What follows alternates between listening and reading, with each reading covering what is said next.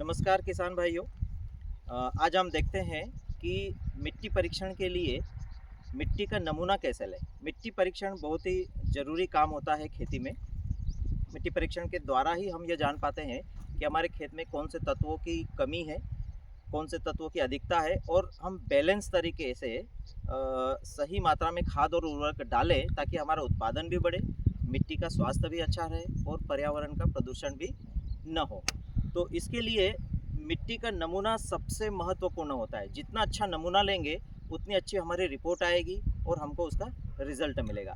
तो नमूना लेने के लिए सबसे पहले हम देखते हैं कि हमको क्या क्या उसमें औजार लगेंगे, क्या क्या सामग्री लगेगी। तो सबसे पहली सामग्री होती है यह खुरपी, जिसकी सहायता से हम वी आकार का गड्ढा बना करके इससे सैंपल लेते हैं।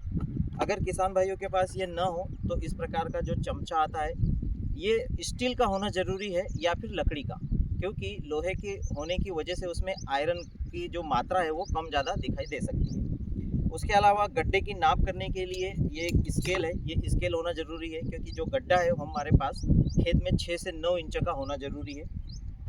आखिरी में ये एक प्लास्टिक का बर्तन है, इसमें अलग अलग जगह से जो नमूना हम लेंगे वो इसमें एकत्रित करेंगे। और सबसे आखिरी में जो है ये एक कपड़े का या पॉलीथीन का बैग है, ये हमको लगेगा, जिसमें कि हम वो नमूना इकट्ठा करके लैब में पहुंचाते हैं। तो ये सामग्री हमको लगेगी। अभी सबसे महत्वपूर्ण बात ये है कि मिट्टी का नमूना ले कहाँ से। हो सकता है किसी का खेत जो है वो 4 एकड़ का हो, किसी का 10 एकड़ का हो, तो हमको नमूना ऐसा लेना चाहिए कि जो पूरे खेत का प्रतिनिधित्व करे। तो ऐसा प्रतिनिधित्व करने वाला नमूना लेने के लिए हमको खेत में मिट्टी के प्रकार के आधार पे या फिर मिट्टी के जो अलग अलग उर्वरता होती है उसको देखते हुए जो भी भिन्नता रहती है वो भिन्नता एक जैसी हो, ऐसा एक जैसी मिट्टी का एक सैंपल लेना है। हो सकता है आजकल ड्रिप से खेती होती है तो किसी भी एक वाल का जो एरिया क्षेत्रफल है, 1 एकड़ हो चाहे 1.5 एकड़ हो, उसमें से एक नमूना लेना है। अभी वो एक नमूना लेने के लिए, एक पूरा नमूना लेने के लिए उस क्षेत्रफल में से जो हमने निर्धारित किया है उसमें से कम 5 से 6 स्पॉट से हमको मिट्टी उठाना है। तो आइए देखते हैं वो स्पॉट का चयन जो है वो उस पर्टिकुलर एक वाल में या इकाई क्षेत्रफल में कैसे करते हैं। तो यहाँ पे आप देख रहे हैं कि ये मान लो आपका खेत है, इसके ये 4 कोने हैं, 1 2 3 4। उसमें से हमको अगर मिट्टी का नमूना लेना है तो ऐसे झिकझैक जो है चल करके कम से कम 5 जगह से हमको नमूना लेना है। जैसे यहाँ से शुरुआत करेंगे तो पहला नमूना यहाँ से लिया, दूसरा नमूना यहाँ से उठाएंगे, तीसरा नमूना यहाँ से, चौथा यहाँ से और 5वां यहाँ से। तो इस प्रकार से 5 जगह से नमूना लेकर के उसकी मिट्टी को हम लोग मिलाएंगे और उसके बाद में फाइनल नमूना बनेगा। तो अभी ये स्पॉट से पर्टिकुलर मिट्टी कैसे उठाएं उसको हम लोग देखते हैं। जैसे कि ये हमारा एक स्पॉट है, तो यहाँ से हमको मिट्टी का सैंपल उठाना है। तो सबसे पहले क्या करेंगे कि मिट्टी में बहुत प्रकार की अशुद्धि हो सकती है, जैसे कंकड़ है, ढेले हैं या पुरानी फसल के अवशेष है। तो सबसे पहले उसको हम सफाई करेंगे। जहाँ से नमूना लेंगे उसकी आधा सेंटीमीटर से 1 इंच तक की जो ज़मीन है ना ऊपर की, उसको सफाई करेंगे ताकि उसमें कुछ भी अशुद्धि ना हो। इस प्रकार से जगह सिलेक्शन कर ली। अब जो है यहाँ पे वी आकार का गड्ढा बनाएंगे। मिट्टी अलग अलग परतों से बन के तैयार होती है। तो वी आकार का गड्ढा बनाने के बाद में ऊपर से नीचे तक की परत को खुरच करके हम लोग सैंपल लेंगे। तो इस प्रकार से जो है हम लोग वी आकार का गड्ढा बनाएंगे।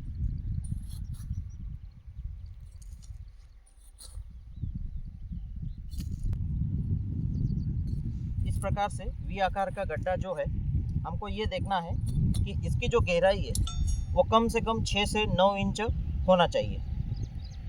इसको स्केल से भी नाप सकते हैं।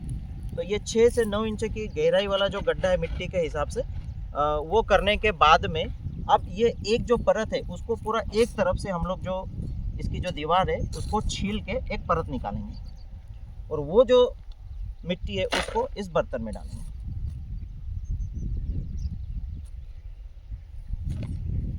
ये पूरी की पूरी लेयर जो है खुरच करके हमको लेना है।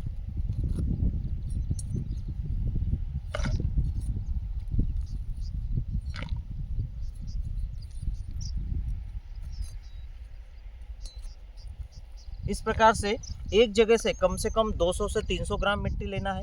ऐसे 5 जगह से लेंगे तो हम लगभग 1 किलो मिट्टी हो जाएगी। तो ये एक जगह से लिया। ऐसे पूरे खेत में जो है हम लोग 5 अलग अलग जगह से जो हमने निर्धारित किया था स्पॉट, वहाँ से हमको मिट्टी लेना है। ये अभी हमने पूरे खेत में से 5 जगह से सैंपल उठा लिया है और ये बर्तन की पूरी मिट्टी जो है हमने एक जगह इकट्ठी कर दी।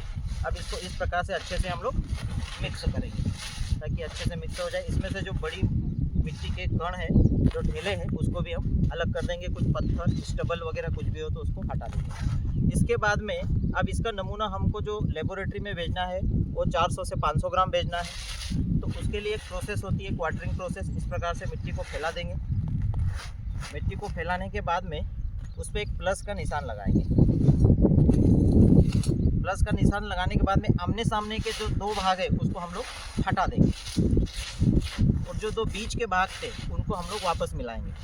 वापस उसको मिक्स करेंगे। ऊपर के जो बड़े ढेले हैं उसको हटा देंगे। मिक्स करने के बाद में वापस उसको फैला के प्लस बना करके आमने सामने के जो भाग है उसको हम लोग हटा देंगे। तो ये जो प्रक्रिया है तब तक दोहराएंगे जब तक कि हमारा ये जो सैंपल है वो 400 से 500 ग्राम न बच जाए। इस प्रकार से प्राप्त जो मिट्टी रहेगी उसको फिर हम ये जो बैग है इसमें भरेंगे। ये जो बैग है ये कपड़े का ही होना ज़रूरी है।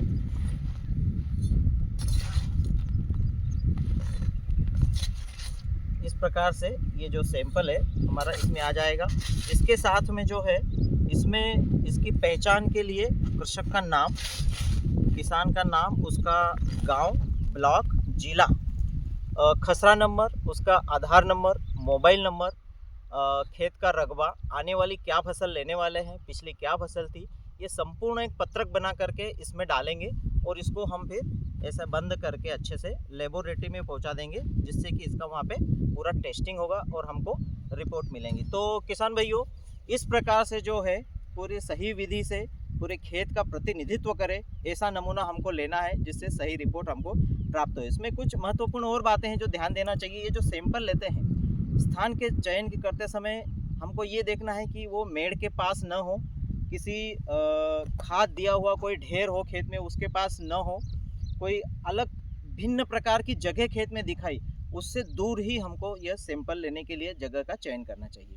तो इस प्रकार से सही सैंपल का चयन करें, सही सैंपल को कलेक्शन करें और लेबोरेटरी में सही जानकारी के साथ में हमको भेजना है, जिससे रिपोर्ट आएगी। हम उसी अनुशंसित, वहाँ से अनुशंसा मिलती है, अनुशंसित खाद और उर्वरक खेत में डालेंगे, जिससे हमारा उत्पादन बढ़ेगा। धन्यवाद।